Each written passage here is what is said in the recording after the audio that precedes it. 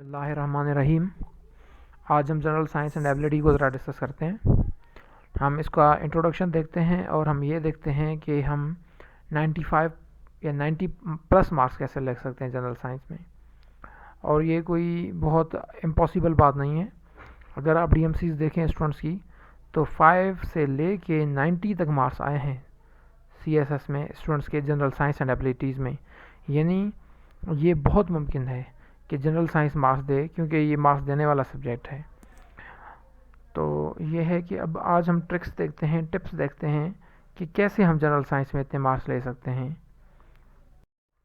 देखें कि general science जो सब्जेक्ट है वो उसमें एस्पायरेंट्स को चाहिए कि बहुत ज़्यादा मतलब ये है कि मेहनत करें, इफ़ेक्टिव अप्रोच रखें। इफ़ेक्टिव अप्रोच से ही रीज़नेबली हाई मार्क्स आ सकते हैं। इफ़ेक्टिव अप्रोच में क्या है, बहुत सारी चीज़ें हैं, वो वन बाय वन हम डिस्कस करते जाते हैं कि वो कौन सी चीज़ें हैं।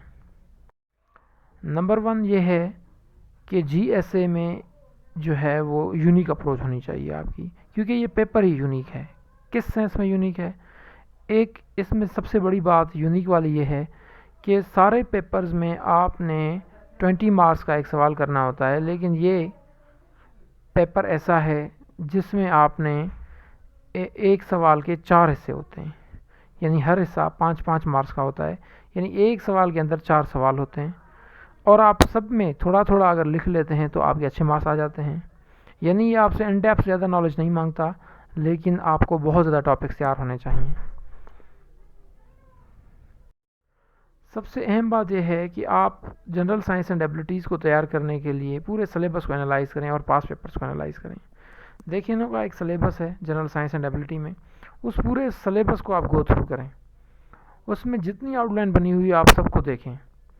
सारी आउटलाइन, सारा सिलेबस जब आप देख लेते हैं और सबको तैयार कर लेते हैं तो आपका कॉन्फिडेंस भी बूस्ट हो जाता है। आप हाईली कॉन्फिडेंट हो जाते हैं कि ये सब्जेक्ट ईजिली तैयार हो सकता है, ये मेरा तैयार है। और आप पेपर में जब जाते हो, जब कॉन्फिडेंट आप होकर जाते हैं, तो उस पेपर में आप बहुत अच्छे मार्क्स ले सकते हैं। पास पेपर्स को अच्छी तरह हल करें। 5-6 सालों के पेपर्स, जो पास पेपर्स हैं, उनको गो थ्रू करें, तो आपको ये पता चले जो सिलेबस में टॉपिक्स हैं वो किस एंगल से पूछे जा सकते हैं और पूछे गए हैं। और सबसे एक स्टूडेंट्स की अजीब सी अप्रोच होती है, वो चाहते हैं कि जनरल साइंस तो तैयार कर लें, एबिलिटीज़ का पोर्शन छोड़ दें, क्योंकि वो मैथमेटिकल टाइप सवालात होते हैं, वहाँ पर स्टूडेंट चाहते हैं कि उसको स्किप कर दें। तो ये सबसे बड़ी भूल है स्टूडेंट्स की कि एबिलिटी को छोड़कर सिर्फ जनरल साइंस को तैयार करने से अच्छे मार्क्स आ सकते हैं। इम्पॉसिबल है, क्योंकि दोनों का वेटेज सेम है। हमें चाहिए कि we should put equal efforts on both areas, the general science and as well as an ability. तो आपको इक्वली प्रिपेयर करना पड़ेगा बोथ को। वजह, क्योंकि एबिलिटी के भी 40 मार्क्स हैं और जनरल साइंस के भी 40 मार्क्स हैं। हाँ, MCQs आप कह सकते हैं वो 20 मार्क्स अलग हैं, वो अब जनरल साइंस के भी MCQs थोड़े आ सकते हैं, कुछ एबिलिटी की भी आ सकते हैं। गो के जनरल साइंस के MCQs ज़्यादा आते हैं, लेकिन आप जब देखें रिटर्न पार्ट में जो हिस्सा है 80 मार्क्स का, MCQs को छोड़ के एक्सेप्ट द MCQs, बाकी जो रह जाता है 80 नंबर, उसमें आप देखें 80 मार्क्स में से 40 जनरल साइंस के हैं, 40 एबिलिटी के हैं। तो हमें चाहिए कि हम दोनों में एफर्ट्स लगाएं। और वैसे भी बहुत इजी है इनको तैयार करना। आप देखें टोटल 5 एरियाज़ हैं जनरल साइंस के, जिसमें फिजिकल साइंसेस आते हैं, बायोलॉजिकल साइंस, एनवायरमेंटल साइंस के कुछ टॉपिक्स हैं, फूड साइंस के कुछ टॉपिक्स हैं और इंफॉर्मेशन टेक्नोलॉजी है। लाइकवाइज एबिलिटी भी कोई इतना बड़ा पोर्शन नहीं है।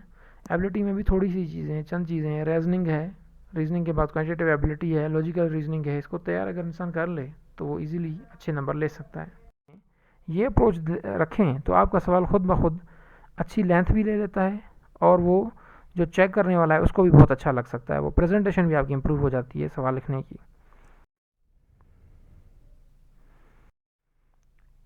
हमेशा पेपर वही मार्क्स लाता है जिसमें आपकी प्रेजेंटेशन अच्छी होती है। तो हमेशा इम्प्रूव करें अपनी प्रेजेंटेशन स्किल्स को। प्रेजेंटेशन स्किल्स अच्छी होंगी, नंबर भी अच्छे आएंगे। अगर आप बहुत ज़्यादा, आपको नॉलेज है, आपने बहुत अच्छा पढ़ा हुआ है, लेकिन आपका पेपर प्रेजेंटेशन ठीक नहीं है, तो आप अच्छे मार्क्स नहीं ले सकते। पेपर प्रेजेंटेशन अगर जनरल साइंस की बात की जाए, डायग्राम्स होने चाहिए उसमें, और डायग्राम को फिर बॉक्स में बंद कर लें। सवाल का जो जवाब होता है उसकी हेडिंग्स को ब्रेक करें, सब हेडिंग्स और हेडिंग्स में ब्रेक करेंगे जवाब को, तो अगले को चेक करने में आसानी होगी। अंडरलाइन करें हेडिंग्स और सब हेडिंग्स को। और जब जवाब एक ख़त्म हो जाए दूसरा शुरू करने से पहले बीच में 1-2 लाइन ब्लैंक छोड़ दें, ताकि अगले को चेकर को पता चले कि ये सवाल ख़त्म हुआ और ये स्टार्ट हो रहा है। राइटिंग को बहुत ज़्यादा खूबसूरत करने की तो चले ज़रूरत ना भी हो, लेकिन इम्प्रूव करें अपनी हैंड राइटिंग को। हैंड राइटिंग लेजिबल होनी चाहिए, अगला बहुत आराम से पढ़ सके उसे।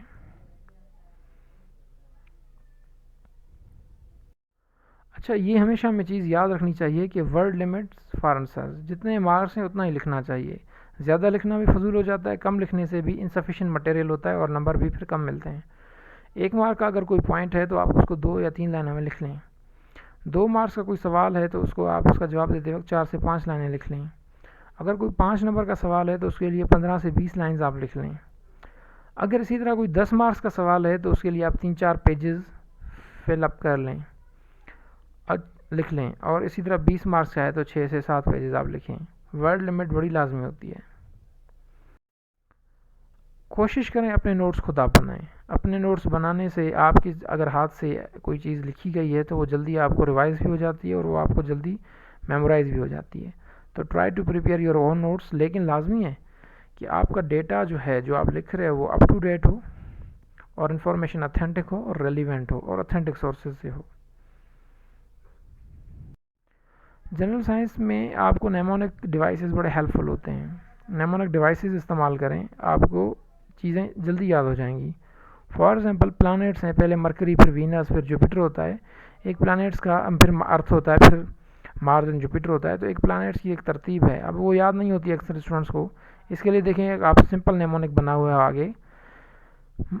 माई very educated mother just served as us noodles. अब माई से मतलब मरकरी, वी से मतलब वीनस, एजुकेटेड से ई से स्टार्ट हो रहा है तो अर्थ, मदर एम से स्टार्ट हो रहा है तो मार्स। इस तरह के नेमोनिक्स बना लें। अच्छा, लाइफ में कितने फीचर्स होते हैं, एक लाइफ लिविंग जानदार में कौन कौन से कैरेक्टरिस्टिक्स होते हैं, हमें अक्सर याद नहीं होते। तो इसको याद करने के लिए सिंपल तरीका देखिए। मिसेस ग्रीन का एक नेमोनिक है। एम से मूवमेंट, आर से रेस्पिरेशन, एस से सेंसेशन, जी से ग्रोथ, आर से रिप्रोडक्शन, ई से एक्सक्रीशन, एन से न्यूट्रिशन। Mrs green. इसी तरह और नेमोनिक है। तो नेमोनिक डिवाइसेस आप बनाएं, इंटरनेट से सर्च करें, अपने बनाएं, अपनी लोकल लैंग्वेज में बना लें। हमेशा पेपर को जब आप क्वेश्चन पेपर आए तो उसको ट्वाइस पढ़ लें, अच्छी तरह पढ़ लें और ठीक तरीके से पढ़ें, क्योंकि हमें बाज़ औक़ात हम ऊपर से नोट नहीं पढ़ लेते, हम सही इंस्ट्रक्शंस नहीं पढ़ते, या हम सवाल को सही तरह असेस नहीं कर रहे होते और हम जवाब जल्दी लिखना शुरू कर जाते हैं। तो इसलिए read all questions carefully and select those questions which have prepared the best. जो आपने सवाल अच्छे प्रिपेयर किए हैं उन्हीं को अटैम्प्ट करें। अच्छा, और हमेशा जो है उस क्वेश्चन से स्टार्ट करें अटैम्प्ट करना जिस पे आपको बहुत ज़्यादा नॉलेज हो, ताकि पहला सवाल आपका बहुत अच्छा हो। पहले वही सवाल किया करें जो आपके अच्छे हों, तैयार हों। एबिलिटी को कैसे तैयार किया जाए? एबिलिटी बहुत सिंपल है तैयार करना, इसको इतना मुश्किल ना लिया जाए। इसमें 3 बड़े एरियाज़ हैं। बेसिक अर्थमेटिक्स है, जियोमेट्री है और लॉजिकल रीजनिंग और एनालिटिकल रीजनिंग और मेंटल कैपेबिलिटी है। बेसिक अर्थमेटिक्स में mode, mean, median, range, algebra, average, ratio, proportion, profit, loss, percentage, rounding off numbers, equation, sets, LCM, HCF आ जाता है, प्रोबेबिलिटी आ जाती है। ज्योमेट्री में भी इसी तरह 2-4 एरियाज़ हैं, एंगल, सर्कल, स्लोप, पैरेललिज्म वगैरह। लॉजिकल रीजनिंग और एनालिटिकल रीजनिंग भी इतनी कोई मुश्किल नहीं है, उसमें रीजनिंग एनालॉजीज़ याद कर लें, प्रैक्टिस करें, एंड आर्टिफिशियल लैंग्वेज को प्रैक्टिस करें, calendar, clocks, coding, decoding, critical path, cubes और picture series, pattern series, sequences. अच्छा, सबसे अहम बात यह है, एबिलिटी में अच्छे नंबर लेने के लिए आपका कॉन्फिडेंट हाई होना चाहिए। आप अगर कॉन्फिडेंट हैं तो आप, confidence is the key to success. Confidence आपका हाई होना चाहिए। आपको लगना चाहिए कि आपसे कोई चीज़ भी आपकी मेंटल अप्रोच से दूर नहीं है, बियॉन्ड। अच्छा, एबिलिटी को पोर्शन को तैयार करते वक्त हमेशा इजी से स्टार्ट लें, क्योंकि देखिए मैथ्स सबकी अच्छी नहीं होती है, तो इसलिए हम डायरेक्ट हार्ड से स्टार्ट लेंगे तो फिर ठीक नहीं तैयार कर पाएंगे। आप इजी से फिर मीडियम पे जाएं, फिर हार्ड पे जाएं। You would start gaining confidence as you start attempting simpler. जैसे सिंपलर आप तैयार करते हैं तो आप सिंपल से कॉन्फिडेंस हासिल करते जाते हैं, फिर आपको हार्ड को, सवालों को तैयार करना भी मुश्किल नहीं होता। प्रैक्टिस प्रैक्टिस प्रैक्टिस, ज़्यादा प्रैक्टिस करें और मैथ्स, रीजनिंग, क्वांटिटेटिव सवालात के लिए प्रैक्टिस ही ओनली वे फॉरवर्ड है। मैथमेटिक्स को कैसे इम्प्रूव किया जाए, सिंपल टेक्निक्स में कुछ आपको बता रहा हूँ जो नॉन कन्वेंशनल है, अनकन्वेंशनल है।